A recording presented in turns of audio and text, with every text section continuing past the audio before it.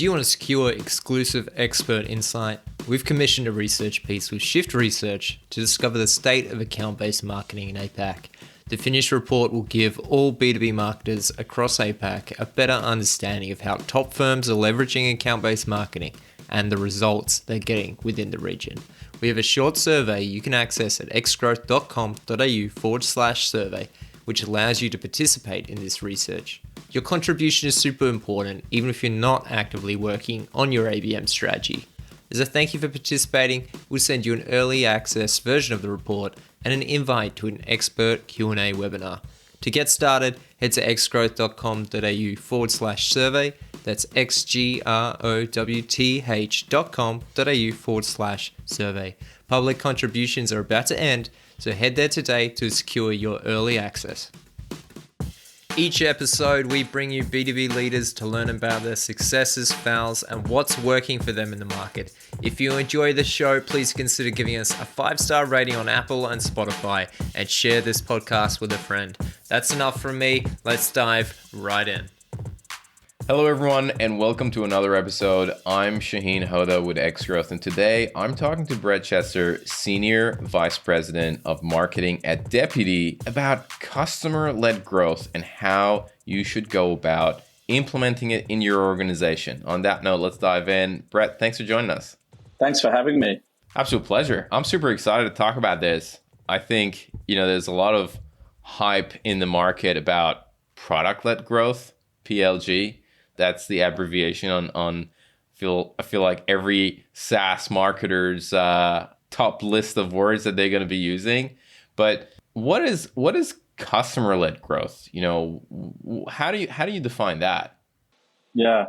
Look, I think customer-led growth or customer-led marketing is something that I'm trying to coin in lieu of there being anyone else out there thinking about it or even talking about it. The reality is that every single day you have advocates of your business walking around and talking about the benefits of your platform to any number of people, right? There are also detractors in some instances talking about your business to any number of people. We know that the power of social existed early on as a result of the multiplier effect you get from engaging with n number of people and then them hearing that message. The same methodology or the same thought needs to apply to our marketing. So I put it to each and every one of you out there that how much are you thinking about using your customers as part of your growth strategy, as part of your marketing strategy, as part of your sales strategy? And if the answer comes back and you go, then you probably need to start thinking a little bit more about customer-led growth or customer-led marketing. Because the reality is that you shouldn't be shipping anything when it comes to either sales enablement materials or customer-facing materials without your customer's stamp of approval or advocacy behind it. Would you also define it as, because there is also the term customer marketing, right? Where it's about marketing to your existing customers and expanding. It's really around like customer expansion, account expansion, so on and so forth. This is not that, right? You're not talking about this. Is that correct? Yeah, spot on. And I wish there was a better way to define this. But, like as an example, if I am on this podcast right now and I fail to mention some of our amazing customers, then I haven't done my job. And it's not about marketing to customers. It's about marketing about them, about their wins, about their successes, and really positioning everything that you do through the lens of your customers' glasses, if you will. The reality is that we speak to people too much and we don't speak with them, if that makes sense. So what I'm really saying is that we need to be able to show everything that we do through the eyes of our understanding of what our customers needs.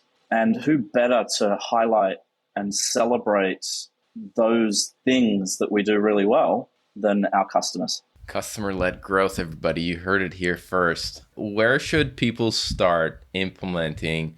I'm going to go ahead. CLG. Where should people start? How would I, as a marketer, kind of even begin with the implementation of customer-led growth? Yeah, look, I think the root of all of this starts with having a really awesome product marketing function. Your product marketers should be, and I say to our product marketers all the time, like, what's the measure of your success? Because it's hard to numerically tie a product marketer to a number. So let's give a fluffy metric. And it's like the number of shout outs that your sales team gives to you. I couldn't have done this without product marketing, right? So a great product marketing team is great because they understand the customer that they're servicing. Now, that's an internal customer. Hey, what does my sales team need? Or an internal customer, hey, what does my product team or CX team need? But equally at the same time, it's about understanding the big, broad world of prospects and customers alike that are out there in the world that are telling us, hey, this is the insight that's going to change the game for your business. So starting with a really awesome understanding of either customer research or product marketing or both all combined into one, a good customer advisory board, but really understanding what it is that makes your customer tick. Good ICPs, good personas. And then once you've established that, go out and meet your customers. Join them for a beer, wear your branded t-shirt, see what happens when you walk into the room, right? Like if I walk into a Deputy customer and they see the logo on my shirt, they go, "You're from Deputy? Oh, wow, that's amazing." So, the reality is that you're going to get a pretty good response from your customers as you engage with them as to how excited they are to talk about you or not. So really get out there, establish a PMM function, understand your customers' insights. Next step, actually find your advocacy base. Understand who those folks are. Like, look for measures like high NPS. Look for new customers that have signed up for certain reasons. And then dive into those reasons and map those reasons and insights back to your product release roadmap, back to your sales enablement materials, back to your content generation, back to your keywords if you're bidding in search, back to your organic, and really start to map and correlate who your advocates are, what and why they're interesting, and then try and determine how to distribute those learnings via those channels that you've mapped to. And that's how you'll start to realize, hey, guess what? If I have a customer testimonial, we all know the power of customer testimonials. But if I have a video, if I have a logo, if I have a clip, like, we know these things intuitively already. That's why our landing pages have logos on them, right? But it's just a logo. We don't sell or buy from logos. We buy from people, and we buy from stories, and we buy from experiences. And that's what customer-led growth is all about sharing. It's about sharing experiences. It's about humanizing sales cycles. And it's about creating an understanding of your customers and being able to mirror that to prospects. Very interesting. Okay. Now, you've talked about, having logos on your website or having customers kind of present. And from our previous conversation, one of the things that you said is at Deputy, nothing ships publicly unless it has a customer in it. So how does that work? Let's break that down. Yeah, for sure. So, it's a hard and fast rule. I'd love to say that every single thing. I'd like to think that. But like this week, for instance, we shipped an amazing video of what we sponsor the San Jose Sharks, an ice hockey team here in the States. And we shipped a video with the Sharks where they used our software, our time scheduling software, our shift scheduling software, to highlight players on the ice, right? So that went out. We didn't have a customer logo associated, but guess what? There was the San Jose Sharks and best players of the month all associated with it in our software. So that's a win. But for folks that don't have, good brand plays like that, my counsel is, don't put a press release out. And again, this is 101 stuff, but it's about marrying these activities. If you're putting out a press release next week, it's nice to have a quote from your CEO. It's nice to have a quote from your product person, but don't put it out without a real quote from a customer that talks or supports your value prop, right? Just don't do it.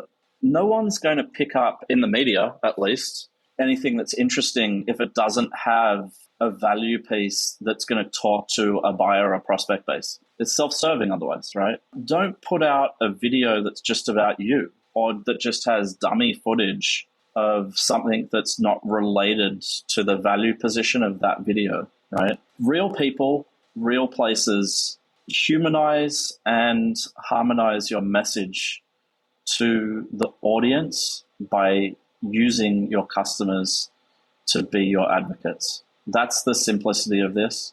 And then start to layer on the channel mix as well, right? So instead of it just being a press release, it's a press release with a video link. It's a blog post with a different testimonial, right? The fastest way to resonate is to get somebody else to talk on your behalf.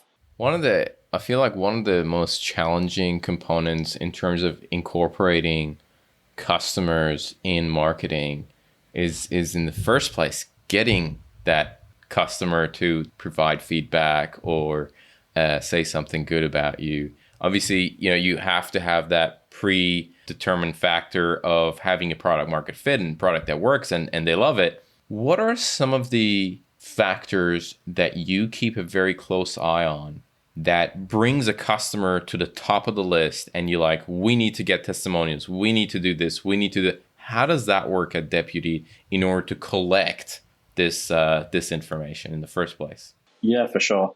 So there's always going to be the crowd favorites, right? The logos that you just intuitively know, hey, like Gelato Messina, amazing customer of ours. We've grown, they've grown, we've grown together. They continue to grow off the back of, some of the software that we provide them. That's a great example of like a known brand. Everyone knows them. You're pretty familiar with them. But outside of those guys, those well-known logos that you just must talk about, there's a whole bunch of unwashed masses that become your customers that are really important to you because they've got interesting use cases, right? Oh, they wanted an integration for that? Oh, what? Wait, did I hear that right? They chose our software because of this use case? I haven't heard that use case before. That's really interesting. What's the TAM there on that? Can we dig into this a little bit more? So it's about keeping your ear to the ground in as far as your sales cycle is concerned and having a great relationship with sales. I think coming back to product marketing, this concept of PDIs or post-decision interviews, and that's post-decision interviews that relates to closed one. Hey, guess what, team? Thanks, sales guys, for introducing us to this new customer. Why did you choose us? What was the sales cycle like? How can we get better at our sales cycle? What materials were you missing during that sales cycle, right? Building a relationship from the get-go on your closed one is really interesting, right? But similarly, inversely, tackling the closed lost and engaging with those folks and learning. Once you've found those closed losts and the reasons why you've lost them, you can go find the closed ones, your customer base, and try and find the antithesis of that where they've chosen you because of it, and go and create enablement materials that are off the back of that person's input. And then you can start to say, okay, well, look, we lost because price. How many customers have we got that can talk about pricing? And you could go and create a whole raft of materials to talk about price and why price is interesting. And that's a really bad example, I know, because price is a touchy topic. But it just highlights the fact that you can use negative experiences to research and find and create positive experiences. So I suppose leveraging PMM, making sure that your MSAs and contracts give you the ability to even talk pretty freely with customers about, hey, I created this piece of content about you. I heard through the NPS that you really like this. Stick it on their table and say, hey, guys, sign off on it. Like, it's a rare day for someone to not say yes when you make them look awesome, right? So I think, the next logical question is, once you've figured out how to select them, it's like, how do you get them to approve it? Well, guess what? Like, shorten the amount of efforts that they need to go through. Really reinforce the benefit of your channels for their career. Again, we're not selling to logos here in B2B. We're selling to individuals that have careers on the line, right? It's just earlier today talking to, our head of RevOps. Why are you choosing that software? Well, I can put my career on it. Like I can bank that this is a good software, right? Versus the other one where it's like, I'm not going to risk my career on that. So, you've got people that are going to want to naturally advocate for things if it's tied to their benefits, right? And this is just natural marketing and sales motions, right? So again, PMM, sales cycles, and CS cycles, as well as like naturally having good MSAs that allow you to act proactively. Right. And CS cycles, you're talking, when you say CS cycles, you really mean like NPS score came out and let's jump on top of this and get it, maybe put something in front of them. You mentioned, which was really interesting, that you kind of prepare that and put it in front of for signage, for signature, or the alternative might be that you approach them and be like, hey, we just would love to know if you'd be open to giving us a testimonial. Exactly right. I've just another tidbit quickly is we've created a deck for our customer success and sales teams to be able to pitch the value props of the different channels that we offer to speak about our customers. So again, that removes the burden of needing to remember. It's part of our sales deck. It's part of our cycles. So we've really integrated this approach into everything that we do. Love that. So wait, what does that mean? Does that mean like I'm experiencing sales from Deputy's perspective? I'm a customer, and you're taking me through the slides, and the slides and every use cases has like a case study associated with it. Is that what you mean? Like towards close of cycles for bigger deals, it's like, here's 4 slides on how we'd like to work together with you post signature, right? Our marketing team would love to work together with you to create a blog post, to create a celebration of one of your internal staff, etc. Right? We've got 4 or 5 different types of flavors where people can say, I'm all in, I want to do all of these things with you. And it could be, hey, talking with us on a panel at the next show we go to, all the way through to, hey, we need a testimonial. Would you be interested in that? And so we actually enable them with these materials and make it happen as part of their natural motion to mention this, which primes the later conversation. Hey, we spoke about this before. I'd love to introduce you to one of our marketers. They're going to talk to you about these things. Off we go, right? I love that. So you set that expectation before they kind of sign on the dotted line that, hey, these things are coming. Are you fine with it? And then the ask becomes so much easier down the track. I absolutely love that. That is genius. We touched on a little bit of the metrics that you look at. You talked about the some of the your own words, fluffy metrics for product marketers. But what are some of the other metrics that, again, marketers need to think about when they're thinking about CLG? Yeah, look, I think the reality is that everything comes back to improved X rates, right? So, look at your baseline right now and then go put out a piece of content that's the same as the baseline, but with more of a customer-led story in it, and look at the micrometrics or the leading indicators for that piece of content, right? Let's say it's an email cadence. Change the subject line to say, I don't know, Gelato Messina X improvement in Y, right? And see if your open rate by virtue of subject line is better, right? So start to really test all of the micro measures or leading indicators that you can and see where I insert a customer reference or a customer quote or a customer video. Have a look and inspect where all those places are, insert them, and look at the micro measures and leading indicators and see what your uplift is.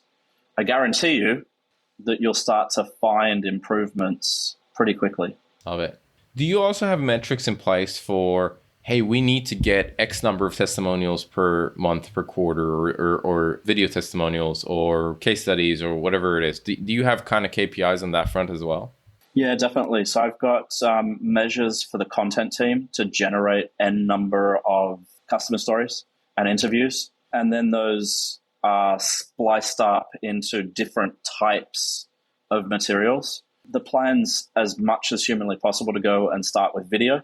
Video can be turned into audio, can be turned into stills, can be turned into written testimonials. As an interview, it can be turned into interesting quotes. It can be turned into a blog post. So look at the zoom out as far as possible what's the highest level of content. Invariably, that's video. And then use that in a planned way. I'm going to go in and ask these questions. I'm going to go in and know that I need these results from this conversation. And then you can come out and say, okay, well, I've got this, and this. I can now repurpose it and translate it. So yeah, the content team definitely do have that. We're pretty spoiled. We've got a pretty fast growing business. So, we've got an NPS channel where, we look in Slack and we say like, oh, that's a great quote. Reach out to them. Hey, how you going? Right. So the guys are constantly, moving their finger down the screen. That was my noise. And just checking out to see who's really going to be a good advocate for us. I think the risk for anyone in this situation is that, probably 5 out of 10 customers are still going to have a gripe, no matter how awesome they think you are. So making sure that your team are adequately prepared to answer questions. And that means it's okay to say, I don't know the answer to that. Let me get back to you. Because what you don't want to do is upset a customer further by saying, yeah, we can do that. I don't know why you can't. And then, really walking yourself down the wrong path, right? Sounds like it's definitely has happened before. It's definitely an experience from time gone by. But that's a conversation over beers, I think. No, sounds good. Sounds good. Sorry, you're saying, Brett, I cut you off there. No, that's okay. Look, just adequately prepare your team, either by taking charge yourself if you're one of the leaders and actively sitting there and saying, okay, well, if I don't know the answer to this question, that you'll route somebody to the right place for an answer, or by giving the best customer experience possible, taking ownership of that problem and introducing them to the person that can solve the problem for them. All of this is just another measure on customer satisfaction, right? Every touch point is an opportunity to impress. Every touch point is an opportunity for your brand to shine. So don't ruin that by answering questions that you shouldn't answer. And don't ruin that by making promises on behalf of product or sales or CS that you shouldn't be making. Stick in your swim lane, be polite, be courteous, but don't overcommit anybody, especially yourself. Yep. No, that's a great point.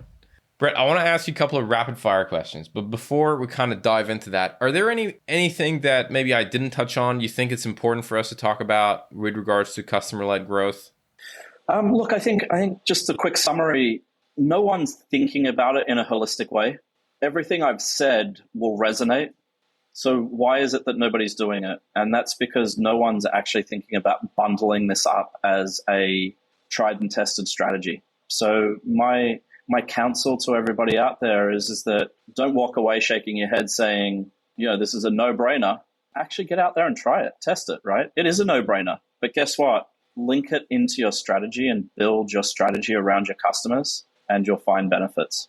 Okay. So the first thing I want to ask you is give me one resource, or it could be a couple. Could be a book, could be a blog, podcast, talk, whatever it is, that has had a profound impact on you, either personally or professionally. Okay, that's an easy one. There's Marketing by Seth Godin, amazing book, recommend it to everybody. This is Marketing, rather. There's also another book called Play Bigger. If anyone's interested in how to establish yourself as a category king, these guys are the book for you, right? Differentiation, category kingmanship, great book. I think on a personal basis, I'm a huge fan of The Count of Monte Cristo. It's a story of what not to do, but still a fantastic story. Prior to going to law school, everyone said, read dense stuff. It's like, why? It's like, because if you can get through The Count of Monte Cristo and enjoy it, you'll be able to get through, N number of case law. It's like, okay, good advice. Thanks. Oh, wow. I love it. All right. Question number 2. If you could give one advice to B2B marketers, what would it be? Oh, it's an easy one. I think I shared it earlier. And that is, you're not selling to logos. You're selling to people. Start to look to what your B2C brands are doing and don't be 10 years behind them anymore. Let your marketing be just as C focused as the B2C companies. Leverage the new technologies, leverage the opportunities that thinking about a customer being a person represents to your business rather than selling to a logo. Easy one. I love it. Number 3, what are some of the influencers that you follow in this space? Geez, again, Seth Godin, guy's a genius. Adam Grant, another genius. I think that, if I were to take a step back, think about what we do as marketers, we're basically in the business of influencing change, right? So, the ways to actually think about influencing change starts with the folks like Yuval Harari, right? Folks that are giving us insights around our evolution as people, why we believe in things, how we believe in things. Even the likes of Malcolm Gladwell, Adam Grant again, like these guys are giving us human-led insights. That's why Don Draper was so awesome. Mad Men. Don Draper was awesome because he found an insight. As corrupt a character he was, he understood his audience, right? And that's why the likes of Yuval Harari, Adam Grant, Malcolm Gladwell are all going to be impactful in your decision making. I love it. That's awesome. Question number 4, last question. What's something that excites you about B2B today? B2C. Controversial. Controversial. No, that's good. I love that. I love that. Yeah. Look. Every morning, we engage in social in some fashion, and we're being bombarded. Pick at Instagram, TikTok, Facebook, Twitter. We're being bombarded by B2C companies that are ingraining themselves in our lives. Why aren't B2B marketers doing that? Why aren't we doing more of that? Right. And, there's an amazing initiative going on here at Deputy. And I'm not going to, shout it out too specifically, but, check out our social right now. We're really trying to ingrain ourselves in the lives of our prospects and the lives of our customers. And, that's taking a leaf from B2C's playbook. That's so good. In one word, B2C. I love that. Look, Brett, this has been an awesome conversation. I really enjoyed this. I think that you've brought up this customer-led growth model, and there's just so many interesting points there. And just like you said, a lot of it is like, yeah, it makes sense, but a lot of it is not systematically implemented into organizations, and that's what probably needs to happen more. So I really appreciate you coming on the podcast. Thank you so much for your time and looking to chat more. A pleasure. Thank you. This episode of Growth Colony was produced by Alexander Hipwell. It was edited by Dave Samito, with additional editing and music arrangement also by Alexander Hipwell. Special thanks to Tina Wabe and Rod Hoda. We couldn't make this show without you. The show is hosted by Shahin Hoda. If you enjoyed the episode, subscribe wherever you get your podcasts and leave a 5-star rating on Apple or Spotify. And maybe even share the pod with a friend if you loved it that much. Public contributions for the State of ABM and APAC report are about to end, so head to xgrowth.com.au/survey to secure your early access. Thanks again for all the support, and looking forward to seeing you again in the next one.